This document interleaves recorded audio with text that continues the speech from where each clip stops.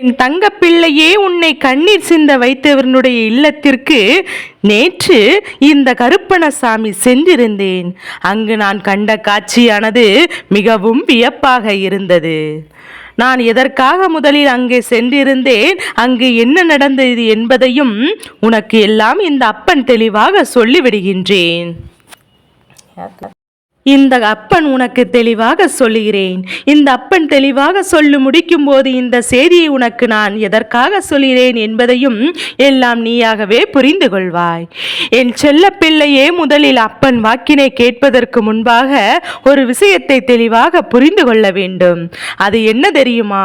எந்த விஷயமாக இருந்தாலும் இந்த கருப்பண்ணசாமி காரணம் இல்லாமல் உன் வாழ்க்கையில் எதுவுமே நடத்தப் போவது கிடையாது. காரணமில்லாமல் எதையுமே நாம் உன்னிடத்தில் சொல்வதும் கிடையாது. என் அன்பு குழந்தையே, இந்த வாழ்க்கையில் உனக்கு நான் சொல்கின்ற விஷயங்களாக ஆனது உன்னுடைய நன்மைக்குத்தான், உன்னுடைய வாழ்க்கைக்குத்தான் என்பதை நீயாகவே புரிந்து கொண்டால், கேட்டுவிட்டால் நிச்சயமாக இந்த கருப்பனின் அன்பினை நீயாக புரிந்து கொள்வாய். என் தங்க பிள்ளையே, உன் கண்ணீர் வர வேண்டும். உன்னுடைய பலகீனம் என்னவென்பதையும் தெரிந்து கொள்ள வேண்டும். உன்னோடு இருக்கின்றவர்கள் அதிக அளவில் உன்னை காயப்படுத்தி கண்ணீர் சிந்தை வைத்தவர்கள் அல்லவா? என் தங்கமே, அவருடைய வார்த்தைகள் ஒவ்வொன்றும் உன்னுடைய மனதில் அதிக அளவில் வேதனைப்படுத்திவிட்டது. எதற்கெடுத்தாலும் என் பிள்ளை கண்ணீரை தானே உனக்கு முன்கூட்டி எடுத்து கொண்டு வருகின்றது. இதுதான் உன்னுடைய பலகீனம் என்று அவர்கள் நன்றாக தெரிந்து வைத்திருக்கிறார்கள். அதன் காரணமாகத்தான் அவர்கள் அத்தனை எளிதாக உனக்கு சோதனைகளை கொடுத்து உன்னுடைய மனதை காயப்படுத்தி விடுகின்றார்கள். என் செல்ல பிள்ளையே, இனிமேலும் உனக்கு இது போன்ற காரியங்களை தொடர்ந்து கொடுக்க வேண்டும் என்று துணிந்து நிற்கின்றார்கள். இதுவரை அவர்கள் கொடுத்த காயங்கள் எல்லாம் ஆறாததாக மனதிலே இருக்கும் போது இவர்கள் இன்னும் மேலும் மேலும் உனக்கு துன்பத்தை கொடுக்க வேண்டும் என்று நினைப்பது மனிதாபிமானமற்ற செயல் அல்லவா? உன்னுடைய கண்ணீரை காண்பதுதானே அவர்களுக்கெல்லாம் மிகப்பெரிய மகிழ்ச்சியாக இருந்து வருகின்றது. உனக்கு ஆரம்பத்திலே மிகப்பெரிய நம்பிக்கையும் கொடுத்து பழகியவர்கள்தான் இப்போது மிகப்பெரிய துரோகங்களை எல்லாம் செய்துவிட்டு அங்கே சந்தோஷமாக இருந்து கொண்டிருக்கின்றார்கள். அவர்கள் உன்னிடத்தில் இருக்கும்போது ஒரு பேச்சும், உன்னை பற்றி மற்றவரிடத்தில் இருக்கும் போதும் வேறொரு பேச்சுமாகத்தான் இவர்களின் வேடிக்கை நடவடிக்கைகள் எல்லாம் இருந்து கொண்டிருந்தது. உனக்கு இந்த உண்மைகள் எல்லாம் தெரிய வரும்போது நான் இத்தனை காலமும் உண்மையான அன்போடு பழகி கொண்டிருந்தோமே என்று உனக்கு மிகுந்த மனவேதனை ஏற்பட்டு விட்டதல்லவா? என் பிள்ளை, உன்னுடைய கண்ணீருக்கு பாதி காரணம் தன்னுடைய முட்டாள்தனத்தை நினைத்துதான். இவ்வளவு நாளும் நம்மோடு இருந்து கொண்டு இப்படி ஒரு துரோகத்தை செய்தார்கள். ஆனால் இதை கூட தெரிந்து கொள்ள முடியாமல் புரிந்து கொள்ள முடியாத ஒரு முட்டாளையாக இருந்து விட்டேமே என்று நீ கண்ணீர் வடிக்கின்றாய் அல்லவா? என் அன்பு குழந்தையே, நீ வெள்ளேந்தி மனதை கொண்டிருக்கின்றாய். மற்றவர்கள் எப்படிப்பட்டவர்கள் என்ன ஏக்கத்தோடு பேசுகிறார்கள், யார் நல்லவர்கள் கெட்டவர்கள் என்பதையும் எல்லாம் உடனே உன்னால் புரிந்து கொள்ள முடியவில்லை. யாராவது உன்னிடத்திலே நல்ல வார்த்தைகள் பேசிவிட்டால் உடனே அவர்களை எல்லாம் நம்பிவிடுகின்றாய். அது மட்டுமல்லாமல் உன்னிடத்தில் இருக்கின்ற சில விஷயங்களை எல்லாம் அவரிடத்திலே பகிர்ந்து கொண்டு உன்னுடைய குறைகளை சொல்வதற்கு ஒரு ஆள் கிடைத்து விட்டால் என்று நம்பி விடுகின்றாய் அல்லவா? அதற்கு காரணம்தான் இப்போது எத்தனை பிரச்சனைகளை எல்லாம் அனுபவித்து கொண்டிருக்கின்றாய். இத்தனை பிரச்சனைகள் இருக்கும்போது உனக்கு இந்த கருப்பண்ணசாமியின் ஒரு தீர்வினை கொடுக்க வேண்டும் அல்லவா?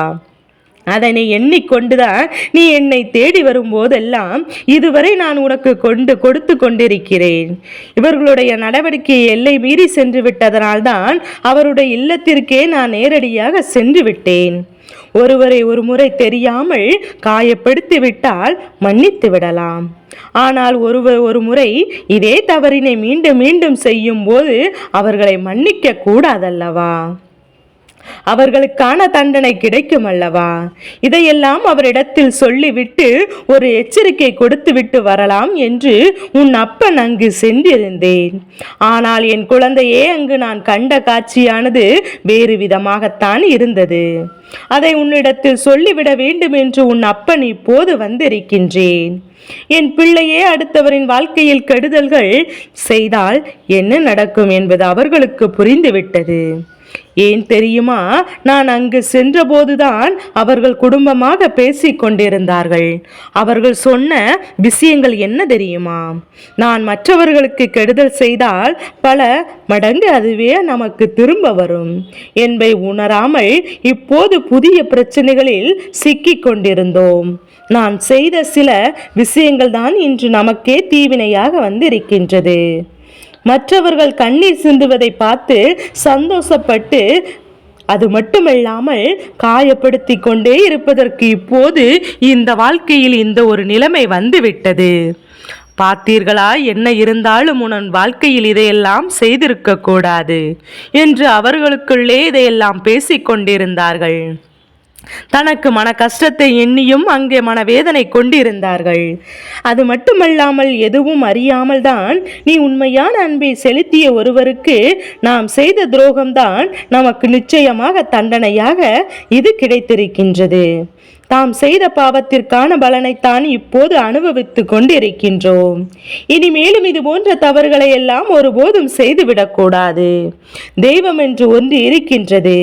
தெய்வம்தான் நம் வாழ்க்கையில் நமக்காக இப்படி ஒரு தண்டனையை கொடுத்திருக்கின்றது. இதையெல்லாம் நாம் இப்படி அனுபவித்து கொண்டிருக்கின்றோம்.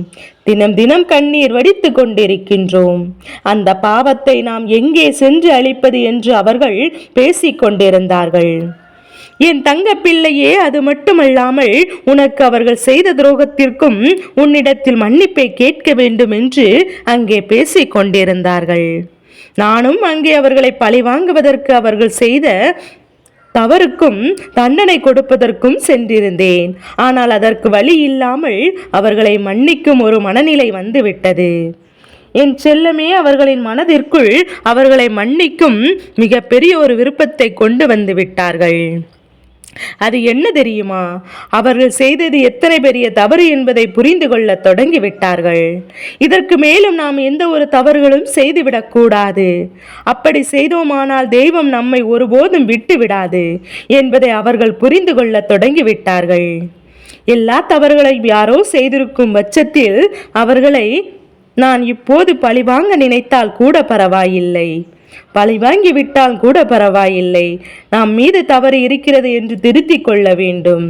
அது மட்டுமல்லாமல் நம் மீது உண்மையான அன்பும் பாசமும் வைத்திருக்கின்ற நம்மை நம்பிக்கொண்டிருப்பவர்களுக்கு எத்தனை பெரிய துரோகத்தை இப்படி செய்யாமல் யோசிக்காமல் செய்துவிட்டோமே என்று அவர்கள் அங்கே கண்ணீர் வடித்து கொண்டிருந்தார்கள். என் தங்கமே, இந்த கண்ணீர் உண்மையானதா அல்லது இதுவும் தெய்வத்தை ஏமாற்றுவதற்கு இவர்கள் போடுகின்ற நாடமா என்று சந்தேகம் எனக்கு வந்தது. அப்பன் அதையும் நன்றாக பார்த்து விட்டு வந்தேன். என் பிள்ளையே, எல்லா சோதனைகளையும் நான் செய்துவிட்டு முடித்த பிறகுதான் அவர்கள் இந்த உண்மையை எல்லாம் உணர்ந்து தன்னுடைய தவறுகளை திருத்தி கொண்ட பிறகுதான் கொள்ள நினைப்பதும் தான் புரிந்து கொண்டேன். என் பிள்ளையே, வாழ்க்கையில் எல்லோரும் திருத்துவதற்கான ஒரு காலகட்டம் இருக்கும். அப்போது அவர்கள் பட்டும் திருந்தவில்லை என்றால் அவர்கள் வாழ்நாள் முடியும் வரை இந்த பாவத்தை எல்லாம் சுமந்து கொண்டேதான் இருப்பார்கள். இதில் எந்த ஒரு மாற்று கருத்தும் கிடையாது. என் தங்க பிள்ளையை, இவர்கள் தவறுகள் செய்வது இயல்புதான். மனிதர்கள் எல்லாம் எந்த ஒரு சூழ்நிலையில் தவறுகளை இயல்பாக செய்து விடுகிறார்கள். ஆனால் அது தவறு என்று தெரிந்த பிறகு அந்த பாதையில் இருந்து மீண்டும் வந்துவிட வேண்டும் அல்லவா? இல்லை என்றால் அவரவர் தவறுகள் வாழ்க்கையில் அனுபவிக்க வேண்டிய வேதனைகளும் சோதனைகளும் யார் தடுத்தாலும் நிறுத்திவிட முடியாது. எத்தனை தெய்வங்களை வணங்கினாலும் அதுவெல்லாம் மனதிற்குள்ளே கஷ்டங்களை கொடுத்து கொண்டுதான் இருக்கும். என் செல்ல பிள்ளையே, அவர்கள் உன் வாழ்க்கையில் உனக்கு மன்னிப்பையாவது கேட்டுவிட வேண்டும் என்று நினைக்காவிட்டாலும் கூட உன்னிடத்திலிருந்து நல்ல ஒரு விஷயத்தை என்று நினைக்கின்றார்கள். அதற்கான கால சூழ்நிலை கொடுக்கப் போகின்றேன். என் பிள்ளையே, உன்னுடைய மனதில் இருக்கின்றது. உன்னால் இதையெல்லாம் நம்ப முடியாததாக இல்லை. உனக்கே ஒரு குழப்பமாக இருக்கின்றதல்லவா? என் செல்லமே, அடுத்தவரின் வார்த்தைக்கு நீ எப்போதும் உன்னுடைய மனதில் மிக பெரிய பாதிப்பினை ஏற்படுத்தி கொள்ளாதே. தீயவர்கள் மனதில் பேசுகின்ற வார்த்தைகளும், அவர்கள் விடுகின்ற சாபங்களும், அவர்கள் சொல்கின்ற கடுமையான சொற்களும் அவர்களைத்தான் அதிகமாக பாதிக்குமே தவிர உன்னை அது ஒன்றும் செய்துவிட முடியாது. ஏனென்றால் தீய எண்ணங்கள் மனதில் இருப்பதனால்தான் அப்படிப்பட்ட வார்த்தைகள் எல்லாம் பேச முடிகின்றது. அப்படி என்றால் எண்ணங்கள் ஒருவருக்கொருவர் எப்படி இருக்கின்றதோ அப்படிதான் அவர்களுடைய வாழ்க்கையும் அமையும் என்பதை மறந்து விடாதே.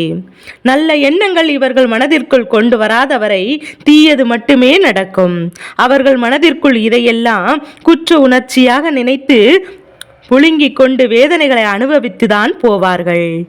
என் அன்பு குழந்தையே, நான் செய்தது தவறு என்று தெரிந்துவிட்ட பிறகும் யார் ஒருவர் தெய்வம் கொடுக்கின்ற வாய்ப்புகளை எல்லாம் சரியாக பயன்படுத்தி கொள்ளாமல் மேலும் மேலும் தவறுகளை செய்கின்றார்களோ அவர்கள் காலம் முழுவதும் வாழ்க்கையில் நிம்மதி ஏற்படாமல் அவர்களுடைய வாழ்க்கையில் மோட்சத்தை அடையாமல் நான் இருப்பார்கள் என்பதை நீயாகவே உணர்ந்து கொள்வாய். என் பிள்ளையே, உனக்கு நல்ல நேரம் ஆரம்பித்து கொண்டிருக்கின்றது. இனி உனக்கான சூழ்நிலையெல்லாம் நீ நல்லதை மட்டுமே நினைத்து கொடுக்கும். நீ எதற்காகவும் வருத்தப்பட்டு நிற்காதே. தவறு செய்தவர்கள் மண்டியிட்டு மன்னிப்பு கேட்கப் போகின்றார்கள். என் தங்க பிள்ளையே, இந்த கருப்பணசாமியின் ஆசீர்வாதங்கள் எப்போதும் என் குழந்தைக்கு முழுமனதோடு இருந்து கொண்டே இருக்கும்.